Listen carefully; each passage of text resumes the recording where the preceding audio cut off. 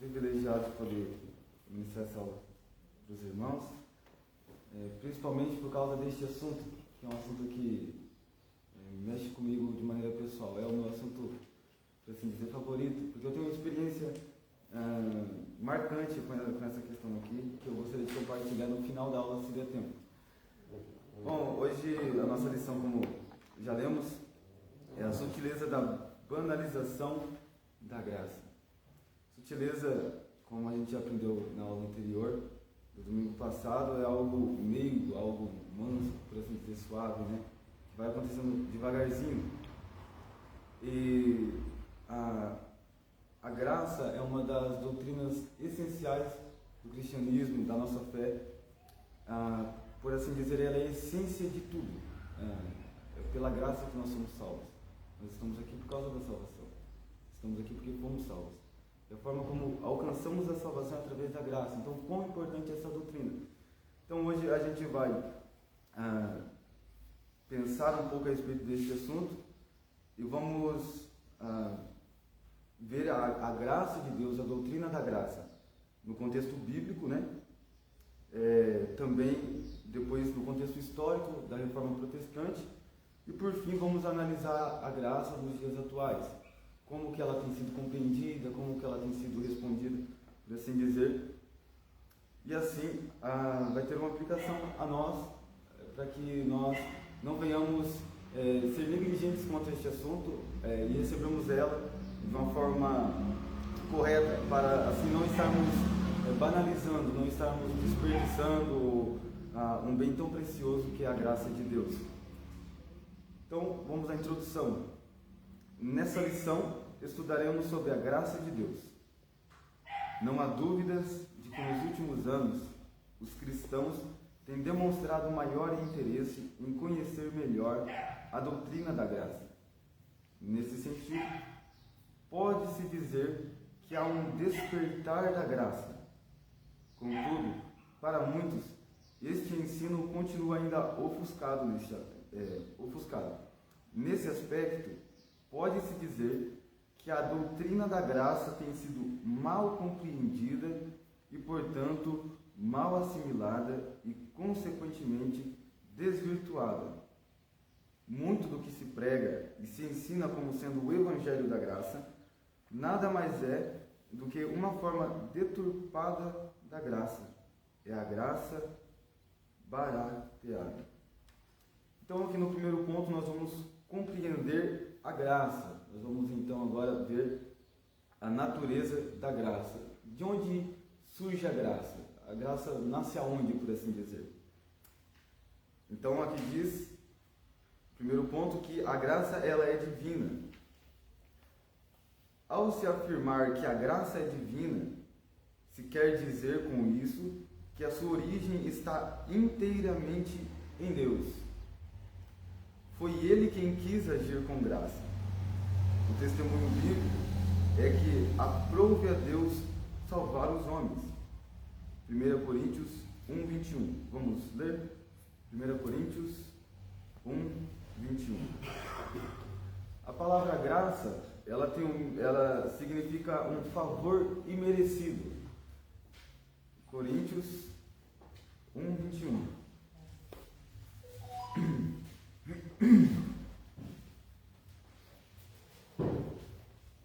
Coríntios 1, 21. Diz assim: aprove, a parte B do versículo, aprove a Deus salvar os crentes pela loucura da pregação. Em outras palavras, foi da vontade de Deus, foi do agrado de Deus, foi por iniciativa de Deus salvar os homens através da loucura da pregação. E como eu disse, a palavra graça ela significa um favor imerecido. Vamos se dizer que eu não conheço a irmã, a gente nunca se falou, tá? E eu tenho aqui R$100, por assim dizer.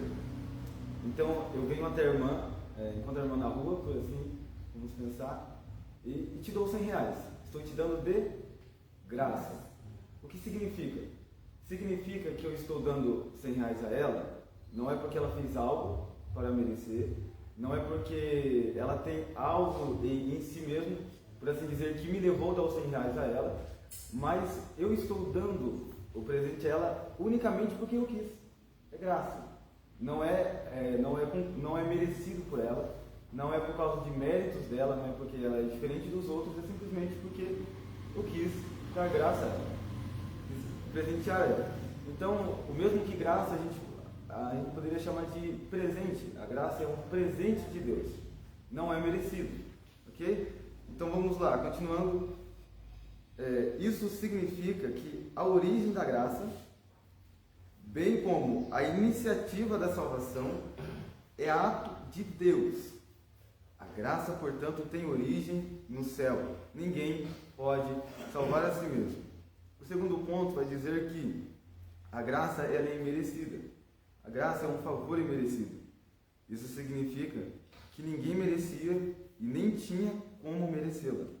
E de fato, as Escrituras dizem que não é justo nenhum sequer. Vamos para esse texto de Romanos 3, e o versículo 10.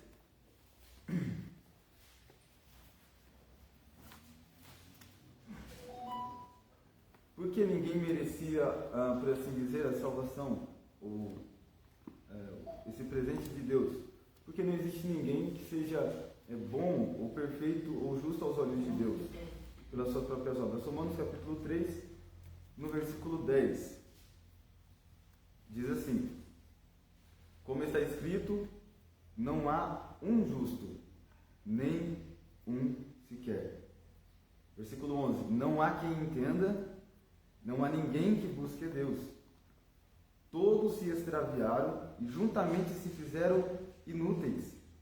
Não há quem faça o bem, não há nem um só. Agora vamos lá para o versículo 18. Não há temor de Deus diante de seus olhos.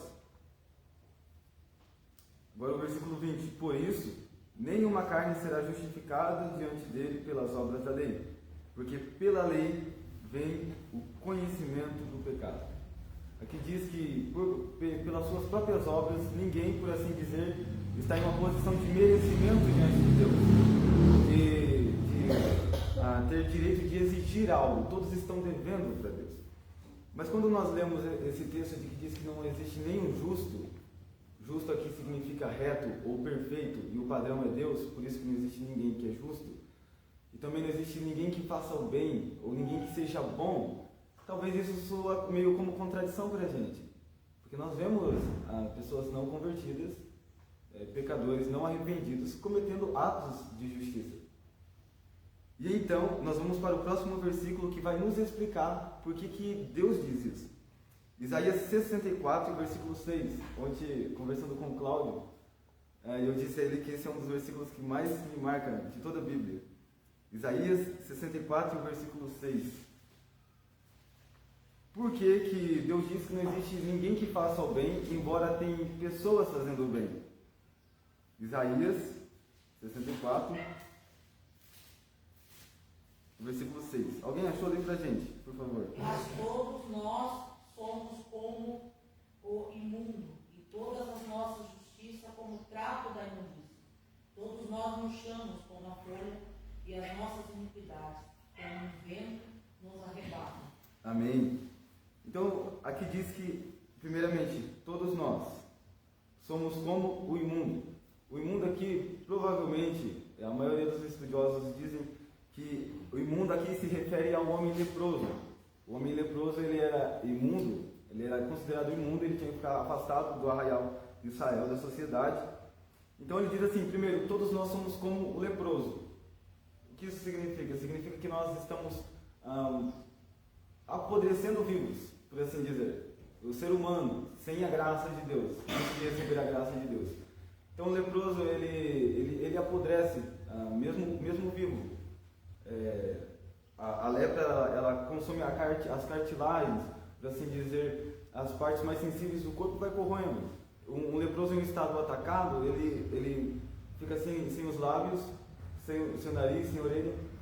Por exemplo, isso também trazendo para hoje, quer dizer o seguinte, a pessoa, eu acho que assim, né, a pessoa que ela não tem Deus, que ela não tem uma vida na presença de Deus, igual eu vejo esses dias um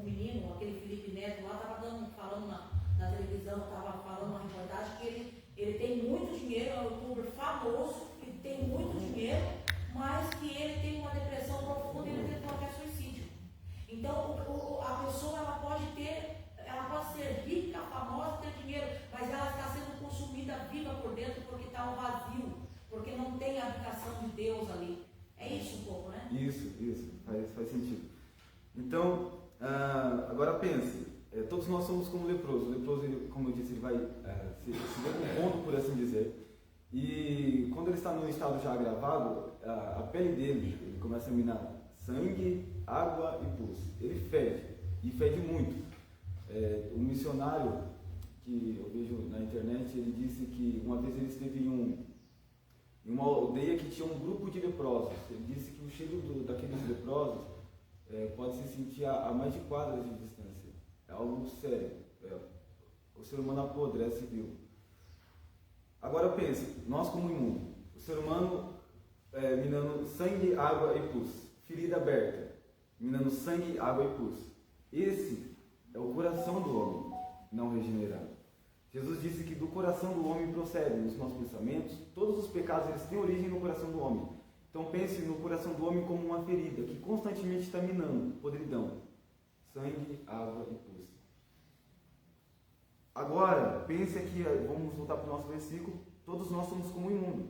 As nossas justiças, ou seja, os nossos feitos, as nossas obras boas, as nossas obras de justiça, são como trapos da imundícia. Agora pensem o seguinte, trapo de imundícia seria o pano que enrola sobre a ferida. Como é que é o nome da gasa, né? Que vende na farmácia quando a gente se machuca e tal. As obras de justiça seria como a gasa. A gasa, esse pano que enrola a ferida, ele é bom, ele é limpinho, ele é perfeito, ele é ótimo.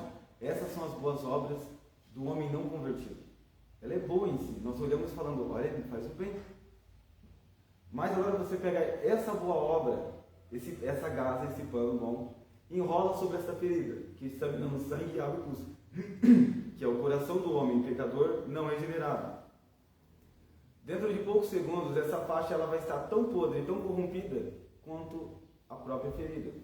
Ou seja, as boas obras que os homens fazem não são agradáveis a Deus e não dão a eles direito de alguma coisa e nem faz eles merecedores de nada. Porque para Deus o que importa não é simplesmente a obra, mas é o conjunto completo ali, é tanto a intenção como a obra. Então vamos supor que o homem ímpio, não regenerado, ele faça uma caridade. O coração dele ele é tão, por assim dizer, corrompido, que ele tem más intenções de fazer essa boa obra. Ele faz essas obras com uma intenção errada. Ele tem pensamentos terríveis no momento em que ele está fazendo isso. Ele tem sentimentos que são contrários à vontade de Deus. E o coração dele corrompe as suas boas obras. E por isso, nada que o homem fizer pode, por assim dizer, atrair a Deus ou chamar a atenção de Deus para merecer a salvação ou para merecer a graça. A graça é um favor imerecido. Por isso, todos nós estando assim, a humanidade estando assim, nós não merecíamos a graça de Deus. Então, vamos continuar na nossa repetir. A nossa condição antes de conhecermos a graça se assemelhava a de alguém que deve uma grande quantia e não tem com que pagar. Lucas, capítulo 7, versículo 42. Vamos lá?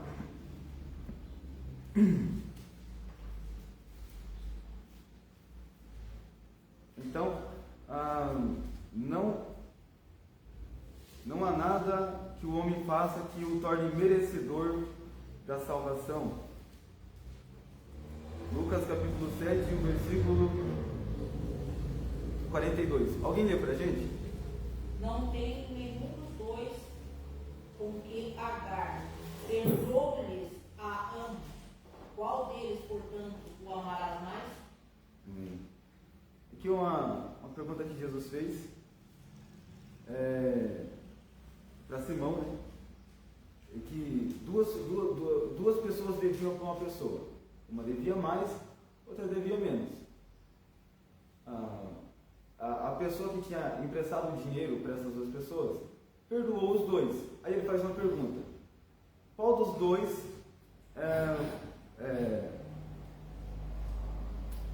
não tendo eles com que pagar? Dize, pois, qual deles o amará mais?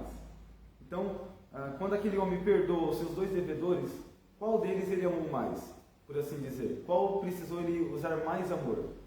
Aí a resposta de Simão é a correta: a que devia mais. E daqui surge a expressão de que aonde abundou o pecado, superabundou a graça de Deus. Isso significa que quanto mais pecaminoso o homem se tornou, mais graça Deus precisou exercer para salvá-lo. Então, de forma que tanto aquele que deve pouco, por assim dizer, que peca menos aos olhos humanos, quanto aquele que peca mais, ambos são salvos pela graça. E diante de Deus, os dois são devedores e não tem com que pagar. Então, o que seria a graça de Deus? A graça de Deus seria uma decisão dele de perdoar pessoas que lhe devem. Não tem nada a ver com os devedores. É por causa da sua bondade. A graça provém de Deus. Então, a única coisa que, por assim dizer, o homem contribui com a graça, por assim dizer, a única coisa que o homem tem, que faz ele participante da graça, são os seus erros e os seus pecados. A única coisa que o homem fez, por assim dizer, no negócio, no plano da salvação, foi pecar. O resto foi Deus quem realizou por nós. Ok? Então, lá em Efésios 2, 4 e 5, o versículo, a leitura que a gente fez em classe, diz assim: Deus, que é riquíssimo em misericórdia, pelo seu muito amor com que nos amou, estando nós ainda mortos em nossas ofensas, nos vivificou com Cristo, pela graça sois salvos. Aqui apresenta que estávamos mortos. Pense agora num cemitério. Se você for no cemitério, o que você vai ver lá? Você vai ver o morto fazendo alguma coisa? Não. Todos nós estávamos mortos em nossas ofensas e pecados. E Ele nos vivificou. Ou seja, é Ele que vem até nós e que nos traz vida. E esse também é uma demonstração da graça de Deus. Então, compreendendo que a graça ela vem de Deus e que não tem a ver com aquilo que os homens fazem, mas aquilo que Deus é, ela é imerecida, a gente vai então ver a graça no contexto bíblico. Deus quis agir com graça para com todos os homens sem que eles merecessem, e por isso a graça é um favor imerecido.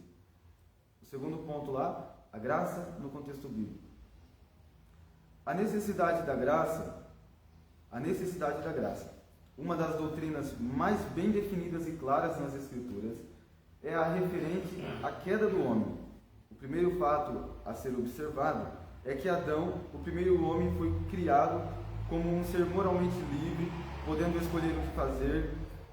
A Escritura diz que Adão foi tentado, Gênesis 3:6, mas não coagido a pecar. Deus o responsabilizou por sua desobediência. O primeiro homem, portanto, de forma livre e voluntária, desobedeceu e pecou. Então Deus criou o homem com livre-arbítrio e ele, por sua livre vontade, escolheu pecar, sendo tentado e então foi responsabilizado por causa do seu pecado e sofreu a separação de Deus, do jardim do Éden. E o primeiro homem, portanto, de forma livre e voluntária, desobedeceu e pecou. Romanos 5,12 vai dizer assim, que por causa de um homem entrou o pecado no mundo. Vamos continuar lendo. O segundo fato é que a queda do homem produziu consequências, tanto para ele como para a sua posteridade. Adão era o cabeça e, como tal, todos os homens estavam em seus lombos. Adão, como o cabeça da humanidade, como nosso pai, ele carregava a humanidade em si. Então, o futuro da humanidade estava em Adão. Se ele tivesse feito boas escolhas, por assim dizer, a gente desfrutaria das suas boas escolhas.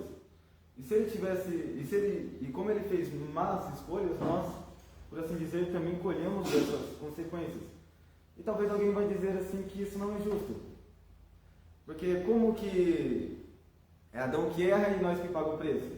Mas calma aí, e se Adão não tivesse pecado? Se Adão não tivesse pecado, não tivesse sido separado do jardim do Éden, tivesse mantido ali seu estado original, e nós fôssemos filhos de Adão, né?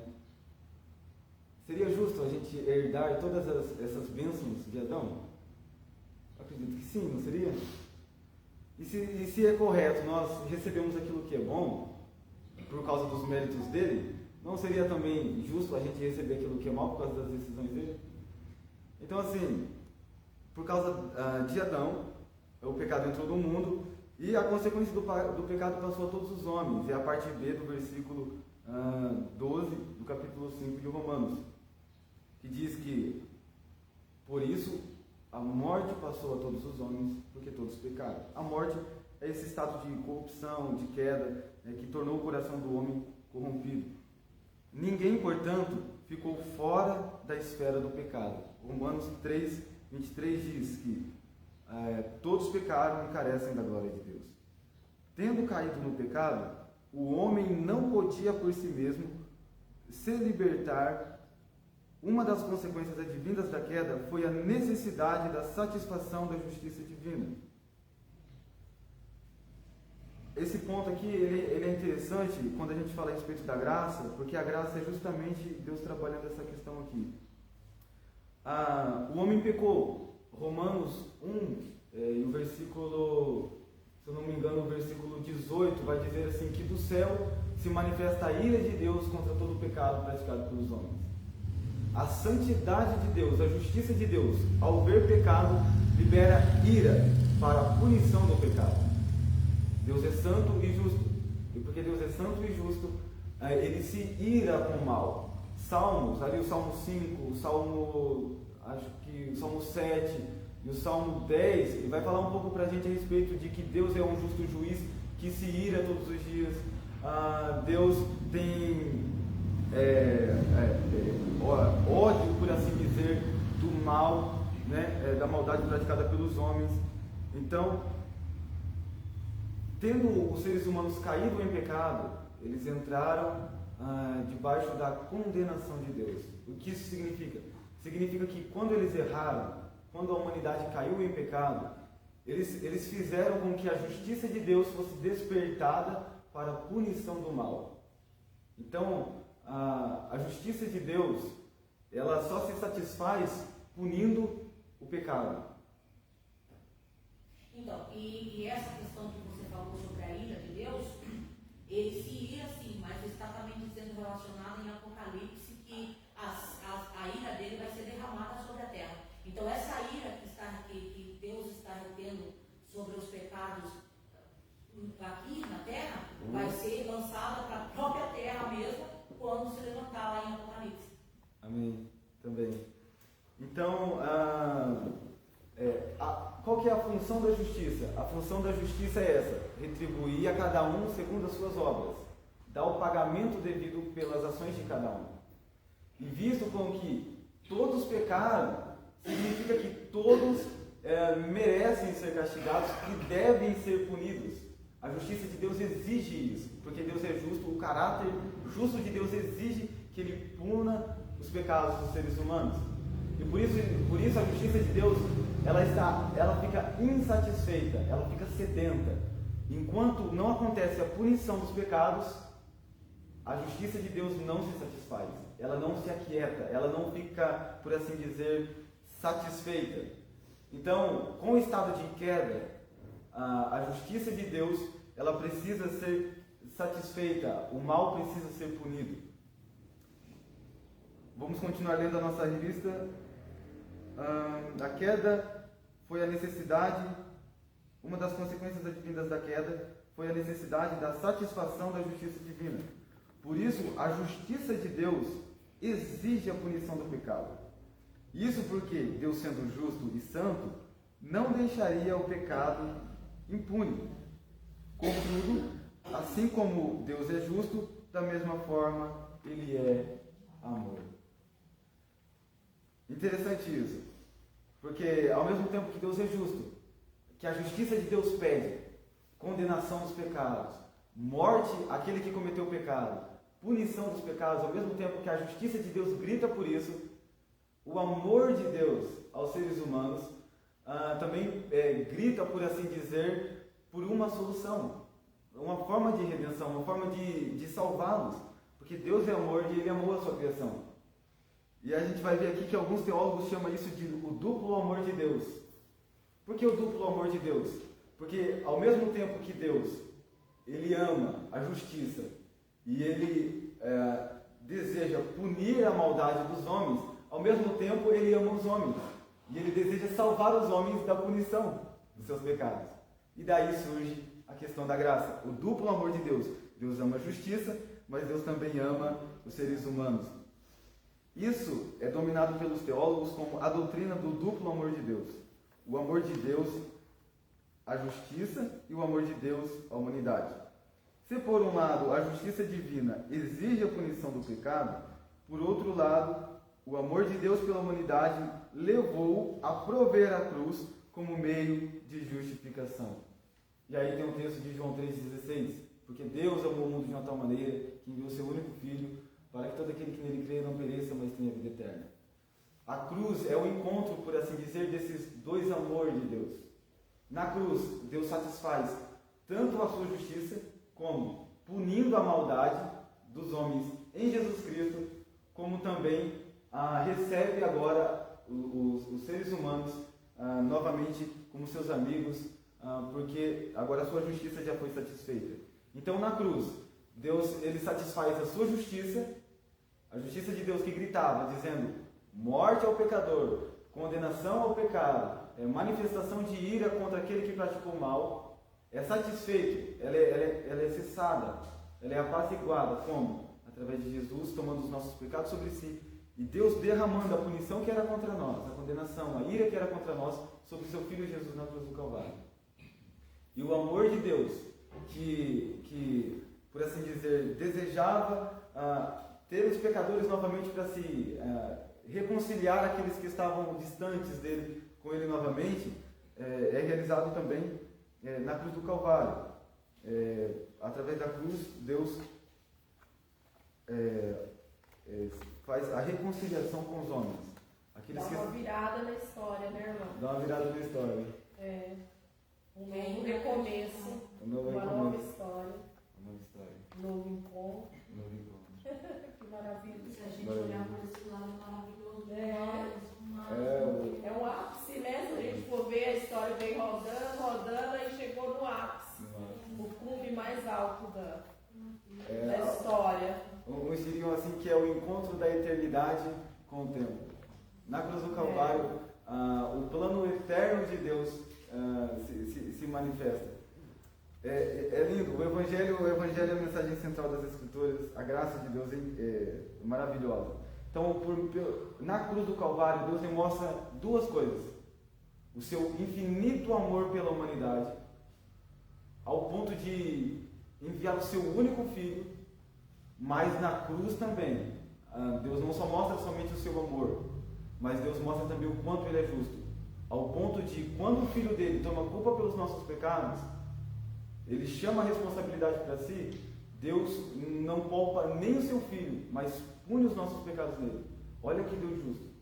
Deus não poupou nem o seu Filho quando Ele tomou os nossos pecados sobre Ele, antes o castigou. Isaías 53 diz que foi do agrado de Deus esmagá-lo e fazê-lo passar por toda dor. Essa é a justiça de Deus.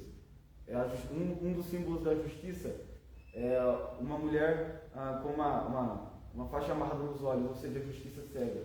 A justiça não olha para quem cometeu o erro. Cometeu o erro e tem que pagar. E quando os nossos erros são colocados sobre a pessoa de Jesus, o Pai não poupa nem o seu Filho, mas pune ele como se ele que tivesse cometido os pecados. Então, 2 Coríntios capítulo 5, versículo 21 vai dizer assim: aquele que não conhecia pecado, Deus o fez pecado por nós, para que nele nós fôssemos feitos justiça de Deus. Então vamos seguir. Então na cruz, Deus faz a reconciliação com os homens, satisfazendo a sua justiça e perdoando os pecados deles. A extensão da graça agora vai falar para nós o quanto essa graça é grande. A Escritura afirma que Deus quer salvar todos os homens. 1 Timóteo capítulo 2, versículo 4. Lá está escrito assim: porque isto é bom e agradável diante de Deus, que quer que todos os homens sejam salvos e cheguem ao pleno conhecimento da verdade. Que há um só Deus e um só mediador entre Deus e os homens, Jesus Cristo, o homem. Então Deus quer que todos os homens sejam salvos. Agora, Deus ama todos os homens. Logo, o mais vil pecador, no lugar onde estiver, é amado por Deus. E por isso, deve ser alcançado o alcoólatra, o adúltero, o homicida e etc. Todos serão aceitos por Deus se receberem a graça divina, Cristo Jesus. Então, a graça divina é Cristo Jesus. Receber a graça é receber a Cristo. Cristo é a manifestação da graça de Deus. A lei veio por intermédio de Moisés, mas a verdade, mas a graça e a verdade por intermédio de Jesus Cristo. Eu não sei onde está esse versículo, mas está escrito. Vamos lá, continuando.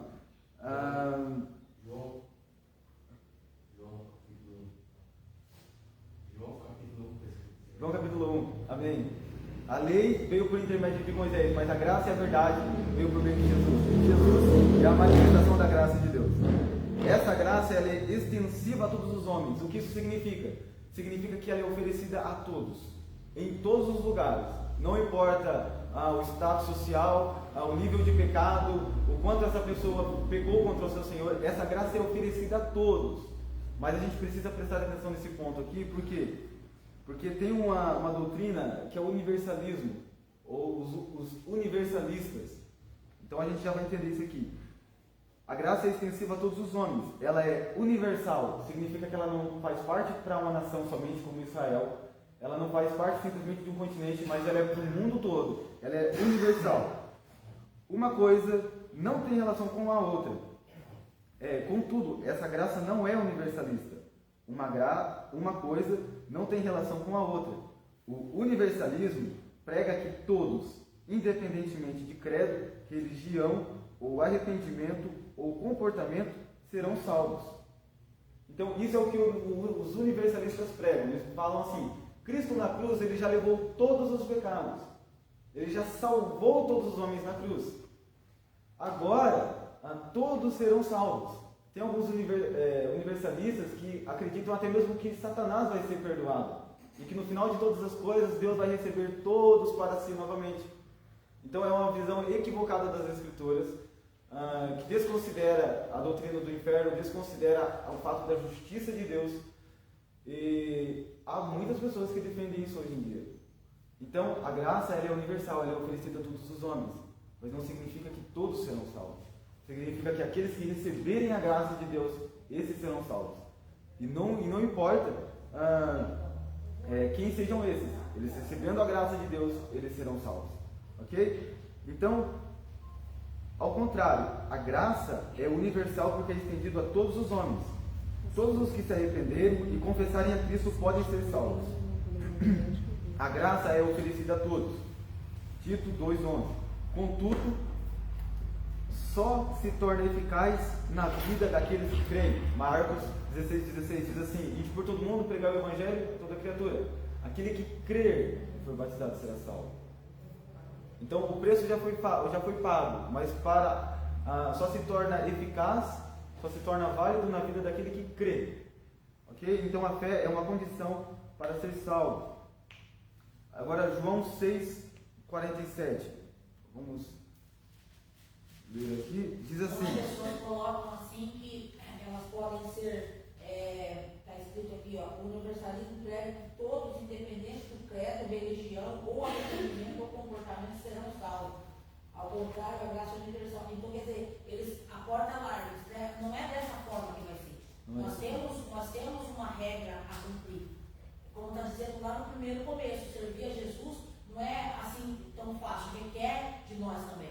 Né? Então, eles pregam muito isso, que você pode fazer uma tatuagem, você pode fazer isso, você pode fazer aquilo, e você vai entrar no reino dos céus porque a graça te alcançou. Porque eles pegam isso e lançam como se for, mas não é para qualquer um alcançar a graça. Por isso que a salvação não vai ser para todos. Amém. Amém. Então, João 6:47, na verdade, vos digo que aquele que crê em mim tem a vida eterna. Quem é que tem a vida eterna? Quem é que recebe a graça? Quem é que é salvo? Aquele que crê em Cristo. Ok? Então, vamos lá. vamos partir então para a próxima parte. No contexto bíblico, a graça é uma necessidade de todos os homens, por isso ela é estendida a toda a humanidade. Então nós concluímos aqui a graça no contexto bíblico. Tá? Essa é a doutrina da graça nas Escrituras. Agora a gente vai dar uma analisada em como essa doutrina foi distorcida no decorrer do tempo e como ela continua sendo distorcida nos dias atuais. Então agora nós vamos ver a graça no contexto da reforma. O que é a reforma? Nós vamos dizer a corrupção da doutrina da graça. O contexto da reforma protestante do século XVI é muito diversificado. Contudo, é possível identificar alguns fatores que contribuíram para o surgimento da reforma. O catolicismo perdia a influência e por isso surgiu uma reação contra os líderes religiosos por conta de seu baixo nível moral. A rejeição da doutrina católica como válida, um maior interesse pela educação, que deixa de ser um privilégio dos líderes católicos, e uma maior diversidade doutrinária. De uma forma direta, pode-se afirmar que a reforma surge com uma resposta ao enfraquecimento, deturpação e negação da doutrina da graça, que no período medieval havia sido totalmente desconfigurada. A salvação pelas obras havia substituído a salvação pela fé. Romanos 1,17, lá está escrito assim, irmãos, que a justiça de Deus se revela no Evangelho, de fé em fé. E em outras palavras, a salvação havia se tornado meritória. Então vamos aqui parar um pouco nesse ponto. O que é a reforma? Vamos pensar na reforma de uma casa. Reforma não é uma reconstrução. Reforma é reparar erros. Né? Com o passar do tempo, algumas coisas vão se deteriorando e chega um determinado momento em que a gente fala, peraí, não pode mais continuar assim, vamos restaurar isso aqui, vamos voltar isso aqui como era antes, vamos recuperar isso aqui. O que é a reforma protestante? A gente sabe que no terceiro século, no ano 300 e alguma coisa depois de Cristo, surgiu Constantino e fez da religião cristã, do cristianismo, a religião oficial de Roma, do Império de Roma.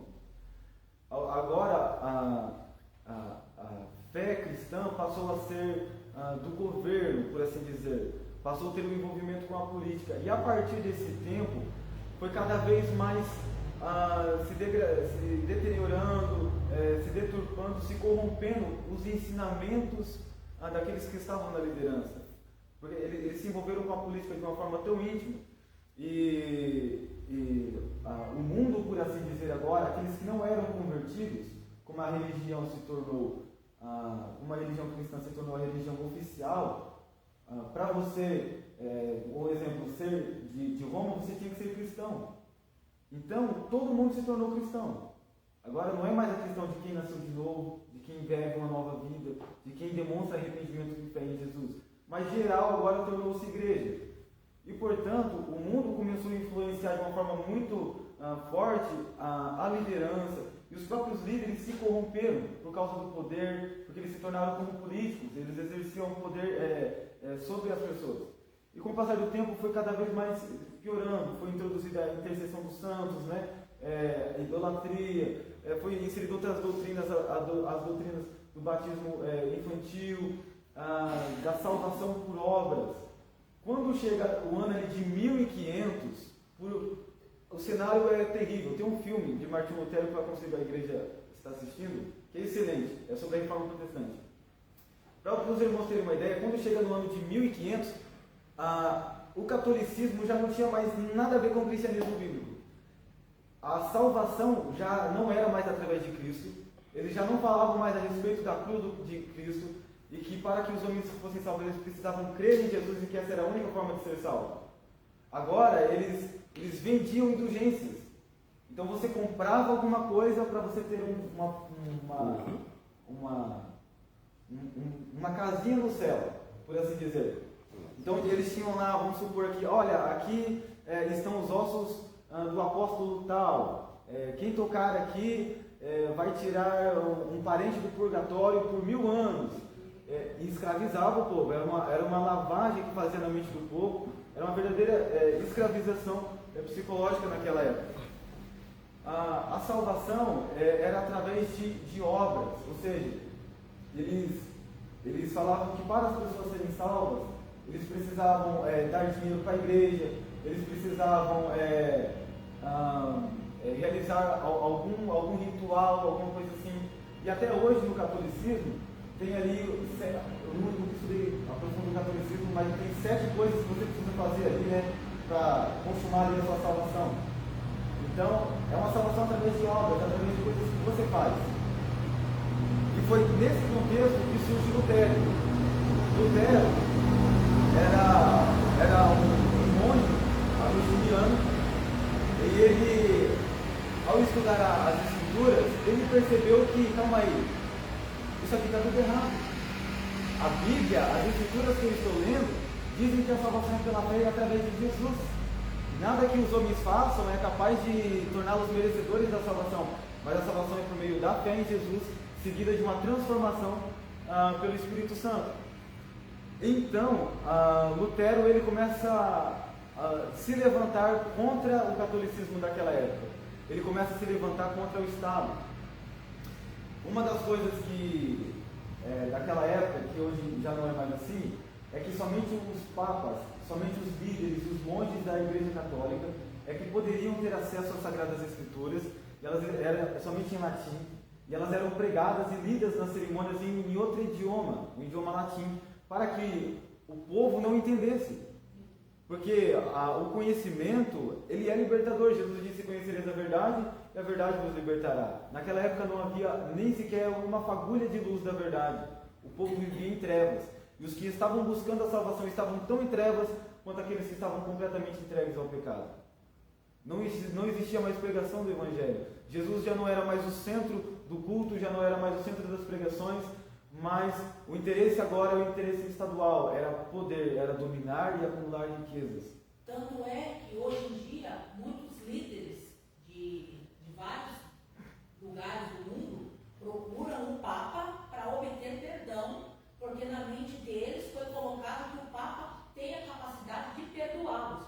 Então eles viajam para ir atrás do Papa, muitos líderes, até a própria rainha da Inglaterra, para adquirir o perdão do Papa. Sim, é verdade. Então foram deturpações que ocorreram ali na doutrina do cristianismo no catolicismo. Então Lutero ele é aquele que se levanta. Lutero não foi o único reformador, mas ele é a figura principal.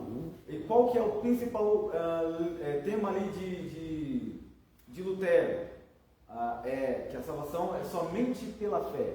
O tema da reforma protestante foi somente pela fé, ou pela fé somente.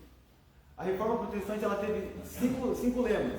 Primeiro, eu não sei se eu vou conseguir lembrar os 5 e em ordem, mas que a salvação era somente pela fé, não era por obras. Somente pela fé somente. Somente pela graça, é um favor de Deus que alcança os homens, não é mérito dos homens. A gente recebe essa graça através da fé. E essa graça vem somente por Jesus.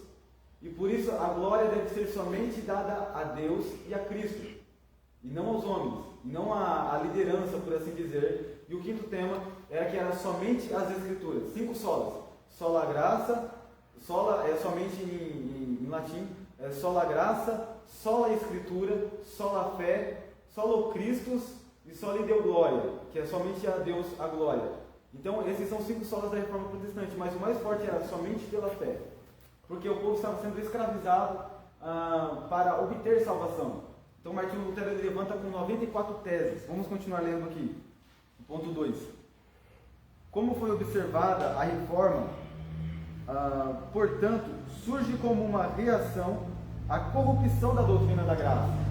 Então, o que leva Martinho Lutero a iniciar a reforma ali é porque ele entendeu que a doutrina da graça estava sendo corrompida, deixada de lado, ou distorcida. Então, Lutero, monge alemão agostiniano, se torna o principal porta-voz da doutrina pela fé somente. Posteriormente, o lema luterano seria conhecido como uma das 5 solas, sola gratia, só a graça. Os reformadores estavam também convictos de que somente através do retorno às Escrituras a doutrina da graça poderia ser restaurada. Foi por isso que lutaram, foi por isso que sofreram e até mesmo morreram. A doutrina da graça não aceita misturas. É pela graça somente que somos salvos. Então, a graça no contexto da reforma revela duas realidades: a corrupção da doutrina da graça e a restauração da doutrina da graça. Então, juntamente ali com Lutero, se juntam outras pessoas, outros estudiosos daquela época, e a partir daquele momento nunca mais acabou o número de pessoas que queriam ali participar dessa reforma, que levantaram uma bandeira de guerra, literalmente guerra, contra o Estado, contra o catolicismo, para viverem a fé bíblica. Então, depois de Lutero vem outros reformadores, e aí o catolicismo ele vai se enfraquecendo, e aí surge o protestantismo. Hoje nós estamos aqui, somos oriundos dessa reforma protestante. Se a gente for, às vezes, conversar com algum católico que estudou mais sobre o catolicismo, eles vão falar que eles vão chamar a gente como protestantes, porque significa que a gente saiu da Igreja Católica no ano de 1517, ali, junto com Martinho Lutero. Depois de Martinho Lutero, a gente vem cada vez mais se reformando. O que significa?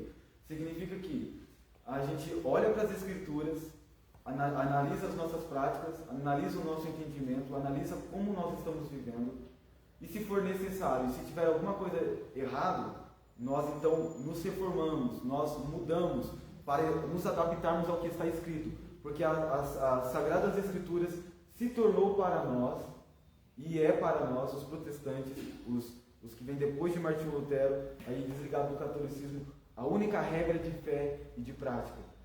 Então, por isso nós somos, por assim dizer, frutos da reforma protestante. Homens que olharam para as Escrituras e quiseram moldar as suas vidas de acordo com o que estava escrito nela, a sua pregação, os seus ensinos. E o catolicismo não. O catolicismo ele tem 3 fontes de autoridade. Por isso que não tem como, por assim dizer, a gente conversar com um padre, por exemplo, e provar para ele na Bíblia que é aquilo que ele faz é errado. Por quê? Porque eles não têm somente a Bíblia como única regra de fé e prática. Eles têm a Bíblia, têm a tradição da igreja, que é o mesmo, para eles é o mesmo patamar. Tanto a Bíblia como a tradição da igreja, quanto a voz do Papa, é uma só coisa. E para eles, por isso que tem essas divergências de doutrinas, porque para eles não são somente as Escrituras, mas os reformadores se apegaram nessa doutrina somente às Escrituras, salvação somente pela fé, a salvação é do jeito que a Bíblia diz. Por isso nós estamos com a Bíblia. Só um minutinho. Mas é por isso que fala assim, ó, o Espírito Santo é tão maravilhoso que Lutero, ele era católico, ele estava lá dentro, ele viu que tinha algo errado, o Espírito Santo inspirou ele naquilo, ele despertou, e ele, através do Espírito Santo na vida dele, ele foi iluminando as outras pessoas com a verdade. Ou seja, mesmo que as pessoas estivessem lá na escuridão, sendo guiado por aquela pessoa no cego, Deus colocou a luz lá. Ou seja, não importa onde esteja a escuridão, Deus sempre envia a luz, que seja a luz para resgatar. Amém. Glória a Deus. Louvado seja o nome do Senhor. É verdade. E que ousadia, né? Era Lutero contra o mundo inteiro. Exato. Era Lutero contra o mundo, e ele foi, e ele estava ao lado de Deus. Amém. E se Deus é por nós, quem será contra nós? Nós precisamos de pessoas assim nos nossos dias. Em todos os lugares, precisamos de pessoas que, ao se depararem com a verdade, não olham para mais nada, mas simplesmente conformam a sua vida a essa verdade e ensinam essa verdade. Pessoas como Lutero. E uma outra coisa que eu queria frisar sobre a reforma protestante, que para nós é muito importante, como que isso aconteceu? Aconteceu através dos estudos das Sagradas Escrituras. Nós, como cristãos, nós precisamos nos apegar a ela. Lembra que eu disse que a Bíblia era em latim e somente os papas poderiam ler? Uma das coisas que os reformadores, todos eles fizeram foi interpretar as Escrituras para o idioma do povo. Muitos foram torturados, muitos deles foram mortos, muitos deles foram queimados vivos, porque insistiram em traduzir a Bíblia para o idioma do povo, porque queriam que todos tivessem acesso a esse livro aqui. Esses tempos atrás eu estava lendo um livro do John Piper, completando as aflições de Cristo. Ele fala de alguns homens do passado que traduziram a Bíblia para os seus idiomas, na época aí do domínio da Igreja Católica. E quando eles foram torturados, homens viram seus familiares serem mortos na sua frente, seus amigos de infância serem mortos, todos um junto com o outro, porque leram a oração do Pai Nosso para os seus filhos, porque leram uma parte do Novo Testamento traduzido para o seu idioma, naquela época era proibido. E quando eu vejo tanto sangue sendo derramado na Reforma Protestante, e no decorrer dos anos, por causa deste livro aqui, a gente vê o zelo que eles tinham pela verdade, pela palavra, pelo ensinamento da palavra de Deus. E isso despertou em mim uma grande vontade de estudar, sabe, aquela exortação, puxa, o que eu estou fazendo? Já pensou se Martinho Lutero hoje visse como a maioria dos cristãos usam a sua Bíblia? Gente, eles deram uma vida para traduzir as Escrituras. Eles foram mortos, perderam filhos, perderam esposas. Muitos tiveram mulheres abusadas, suas esposas, seus filhos abusados em sua frente, para realizarem a tradução das Sagradas Escrituras, para que nós conhecêssemos a verdade. Portanto, que a gente venha nos apegar a ela, porque ela é a verdade de Deus, que transforma o homem e que nos mostra como podemos ser salvos. E que é somente pela graça e através da fé em Jesus, mas que essa graça também nos transforma e nos santifica. Então, esse era o contexto da reforma. Em que sentido a graça tinha sido deturpada? Ela tinha sido deixada de lado e agora a salvação estava sendo pregada pelas obras. Talvez eles até diriam que a salvação é pela graça, mas é pela graça e mais isso aqui. A salvação é sim por Jesus, é sim através da fé em Jesus, mas é através de Jesus, da graça e mais isso aqui. Então é acrescentar algo à graça. Isso é a graça distorcida, essa é a graça corrompida, essa não é a graça que a Bíblia ensina. Não é a graça somente. A graça que a Bíblia fala é a graça e somente a graça. E eles pegavam a graça e acrescentavam mais alguma coisa. É a graça e mais o cumprimento desses rituais aqui. É a graça e mais a compra disso aqui. É a graça e mais isso. E assim eles iam acrescentando coisas e por fim a salvação na verdade estava sendo realizada pelas obras. Agora a gente vai ver rapidamente a graça nos nossos dias. Eu vou fazer uma pergunta. Antes de você entrar. Na página anterior aqui, na 13, que fala sobre o universalismo, Sim. prega que todos, independente de credo, religião, arrependimento ou comportamento, sendo salvos. Tem um texto em João, fazer essa pergunta, e já faz tempo que ela tem essa ideia. João, primeiro epístola de João, capítulo 2, é escrito assim, capítulo 2, versículo 1 e 2. Texto bem conhecido. Filhinhos, estas coisas vos escrevo, para que não peques. Se entretanto de vós pecar, temos advogado junto ao Pai, Jesus Cristo justo. Versículo 2: E Ele é a propiciação por nossos pecados, e não somente por nossas ofensas pessoais, mas pelo pecado de todo mundo. Essa é a minha tradução. É diferente aí. Está igual. Então, essa é a minha pergunta.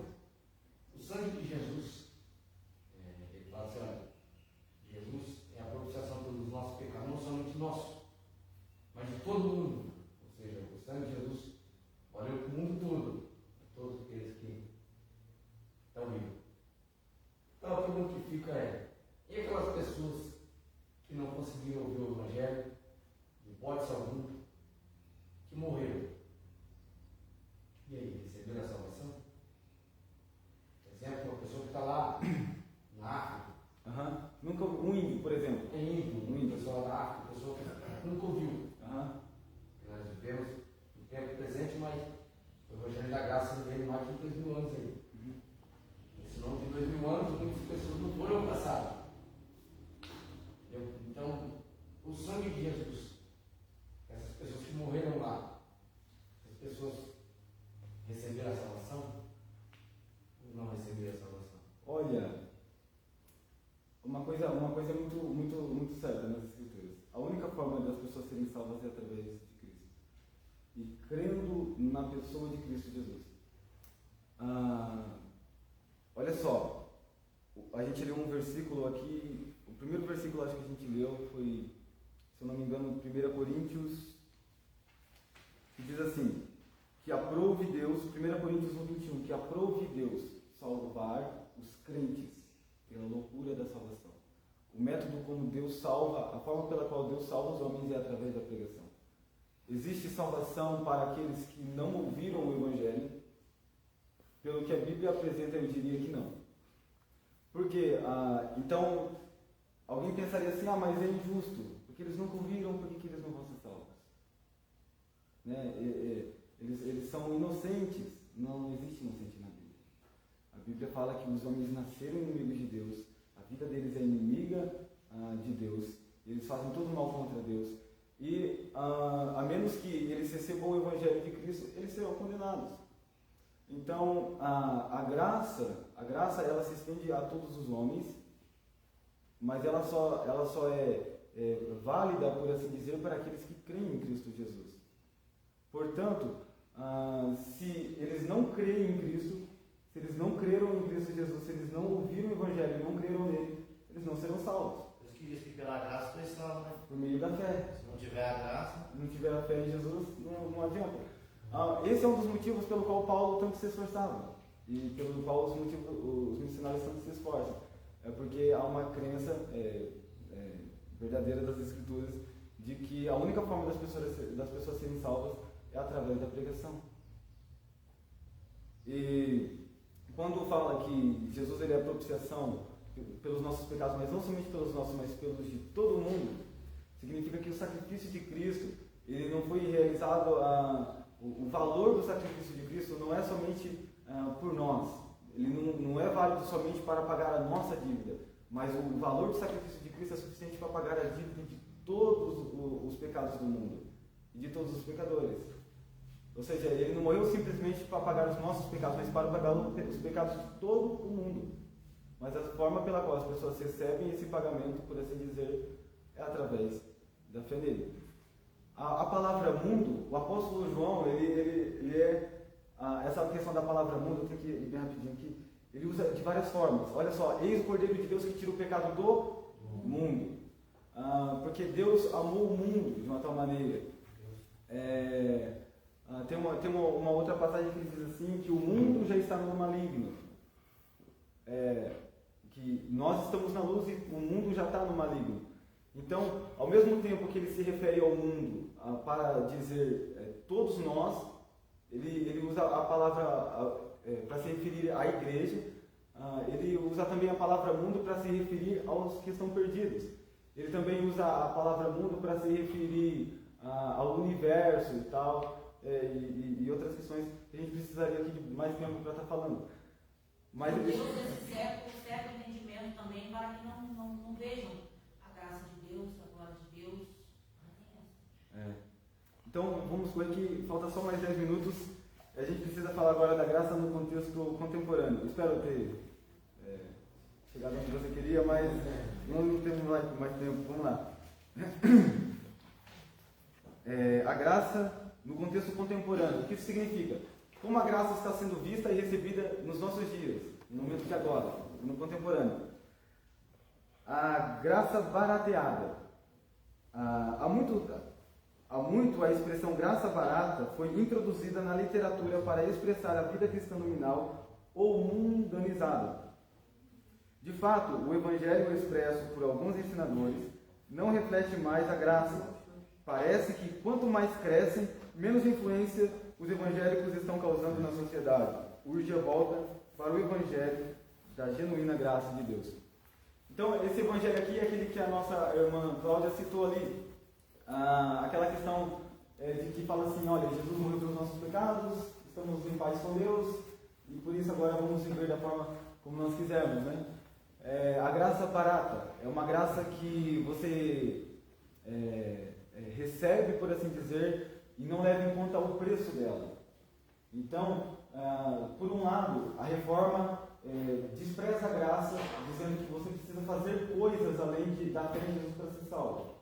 Mas, por outro lado, no contexto agora dos nossos dias, as pessoas dizem que você crer em Jesus é suficiente acreditar em Jesus é suficiente para você ser salvo, mas você pode viver da maneira como você quer. Então é um outro extremo. Por um lado, é salvação pelas obras, por outro, por assim dizer, a graça barata. O que é essa graça barata? Não é a graça que a Bíblia ensina. A graça que a Bíblia ensina é que aqueles que são salvos pela fé em Jesus Cristo, eles são adotados por Deus e recebem o Espírito Santo. O Espírito Santo santifica cada dia e eles são transformados segundo a imagem de Deus. E eles são transformados dia após dia. E de forma que eles passam a ter uma nova vida. Se alguém está em Cristo, nova criatura é, as coisas velhas se passaram e tudo se fez novo. Então, a salvação é somente pela fé em Jesus. Mas no momento em que eu creio em Jesus Cristo, eu sou reconciliado com Deus, eu recebo o perdão dos meus pecados e por isso agora eu sou filho de Deus e eu recebo o Espírito Santo. O Espírito Santo agora habita em mim e esse Espírito Santo me conduz ao arrependimento, esse Espírito Santo me convence dos meus pecados, ele me transforma e ele me santifica. E agora eu passo a viver uma nova vida, esperando a vinda do Senhor Jesus Cristo em santificação. Essa é a graça da Bíblia. Mas a graça barata do nosso contexto é que para você ser salvo, você precisa somente acreditar em Jesus. E não importa se você está vivendo uma vida de obediência, uma vida de arrependimento, se você tem evidência do Espírito Santo na sua vida ou não. O que importa é que você disse que creu em Jesus e fez a oração do pecador, pedindo para Jesus entrar no seu coração. Pronto, seus problemas estão resolvidos. Essa é a graça que tem sido pregada nos dias atuais. É uma graça que não leva as pessoas à santidade. É uma graça que não leva as pessoas à santificação. Portanto, ela despreza o valor da graça, ela despreza o preço da graça, despreza o fato de que Jesus sofreu para nos dar a salvação, de que ele foi torturado por causa dos nossos pecados. Não considere esse fato e por isso continua vivendo no pecado. É igual que aquela pastora está fazendo, né? A pastora lésbica, ela está batizando as pessoas, dizendo que podem sim continuar lésbica, continuar gays, que elas vão entrar no reino do céu. É verdade. Essa é a graça barata. É uma graça que não exige demonstração de fé, não exige frutos de arrependimento. Porque a verdadeira graça, quando ela se manifesta no coração do homem, ela o leva ao arrependimento, ela o leva à santificação. E essa é a prova de que nós somos filhos de Deus, em que temos recebido do seu Espírito. E somos guiados por Ele, não mais segundo a carne. Então, nós somos salvos somente pela graça, não é através das obras. Mas quando nós recebemos a graça, nós recebemos o Espírito e agora nós vivemos uma vida inclinada para o Espírito, para Deus, e não mais seguindo a vontade da carne. Então nós passamos a ter boas obras, a viver em santidade. Para ser salvo, não, porque já fomos salvos somente pela fé quando cremos em Cristo Jesus. E a evidência de que fomos salvos é que estamos sendo transformados pelo Espírito Santo. Ponto 2, o valor da graça.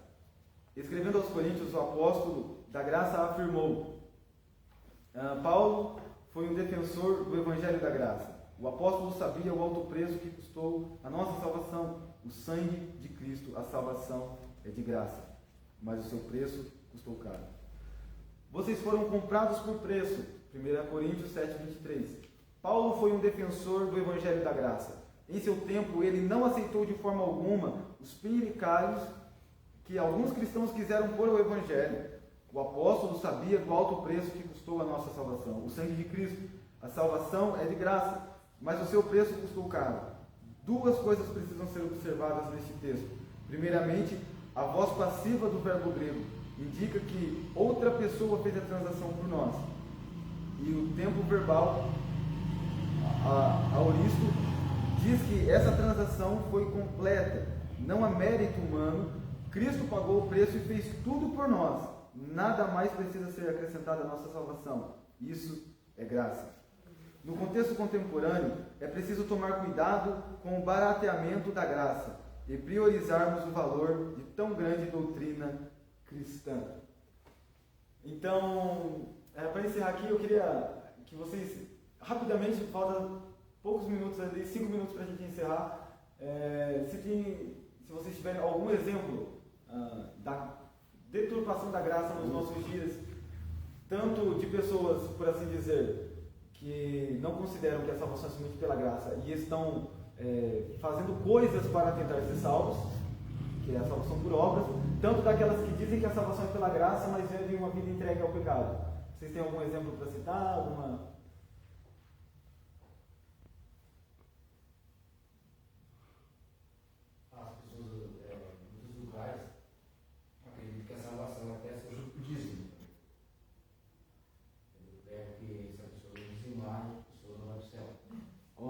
Verdade. Eu ouvi isso, entendeu? Aham. Participei disso. Legal, que sempre foi otimista, é ladrão. Ladrão. Não, é ladrão de Deus. Você é ladrão. Você não faz parte disso porque você rouba, você é ladrão. Obrigando as pessoas a dizimar para ganhar o céu. E não propriamente pela graça. Não pela graça.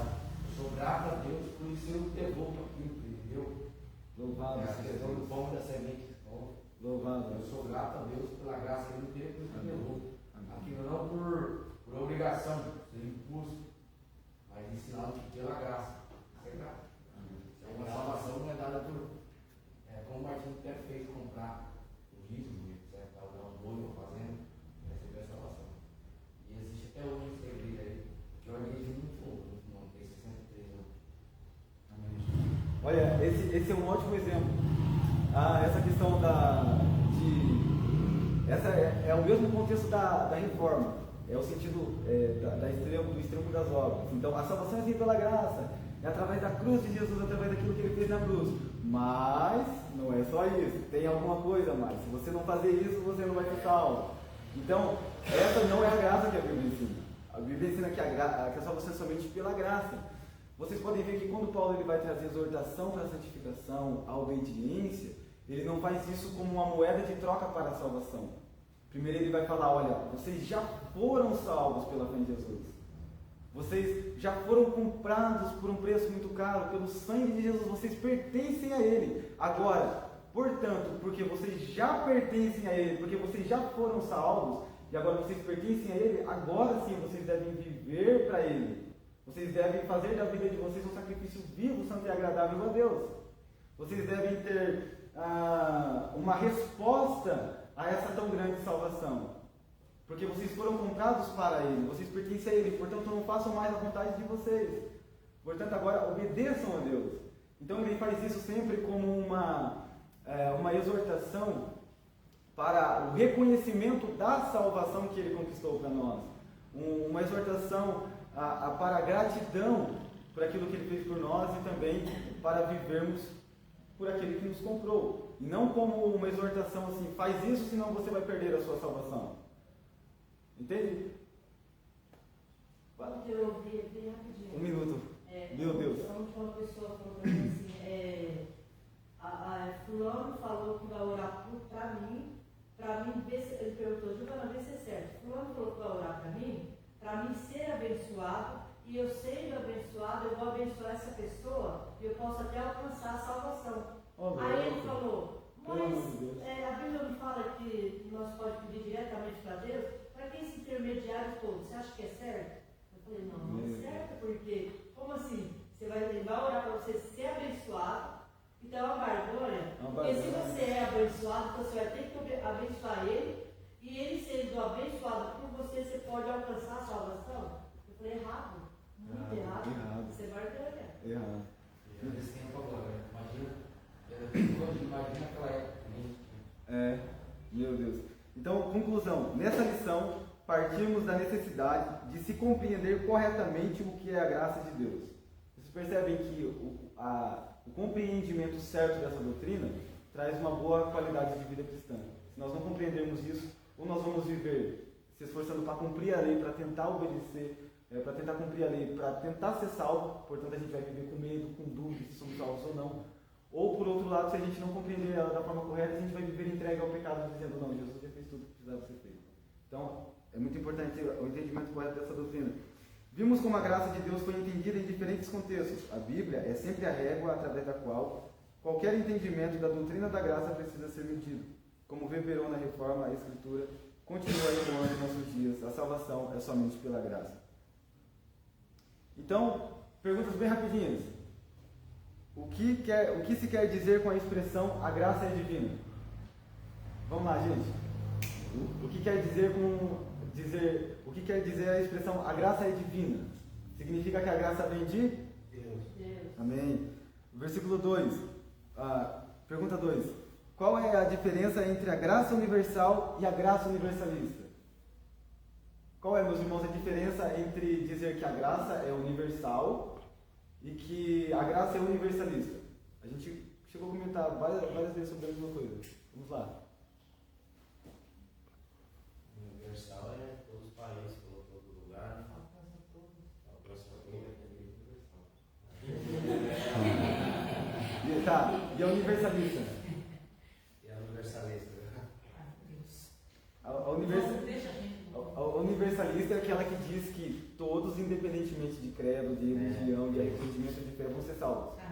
Então a universal diz que é para todos, mas só funciona naqueles que creem. O universalista diz assim que é para todos, independentemente se eles creem ou se eles não creem. Ok? Então vamos lá. 3. Segunda lição. Como surge a reforma protestante? Quando Lutero entra e aprende lá que aquilo que estava vivendo era errado, e ele foi fazer o possível para reverter aquilo. Amém. Quando Lutero percebe que estava tendo uma corrupção da doutrina da graça. Então a reforma protestante surge como uma reação à corrupção da doutrina da graça. Pergunta 4. O que quer dizer a expressão graça barata? É isso que você falou agora, graça barata. Olha, você é salvo pela graça, mas, ou então, olha, você pode isso, você pode aquilo, você pode corda larga. Corda larga. Exato. Amém. Então aqui diz assim, a expressão graça barata diz respeito à vida cristã nominal ou mundanizada. Então eu digo que sou cristão com a boca, mas vivo igual ao mundo. Eu sou cristão só de nome. Já ouviu a expressão assim, católico não praticante? É só de boca, né? Isso não existe. Isso não existe. O pai do filho tem que fazer isso antes. Eu sou católico, mas o senhor não vai, eu não mais. Não sou praticante. Não existe isso. Cristão, não existe cristão que não seja praticante. Então a graça barata é esses cristãos que falam com a boca, que me louvam com seus lábios, mas está longe do seu coração de Deus. Amém? Então, versículo 5. Oh meu Deus, versículo 5 não. Pergunta 5. O que o apóstolo Paulo afirmou ao escrever aos Coríntios? Foram contados por bom preço. 1 Coríntios 7, 23. Amém. Isso mesmo.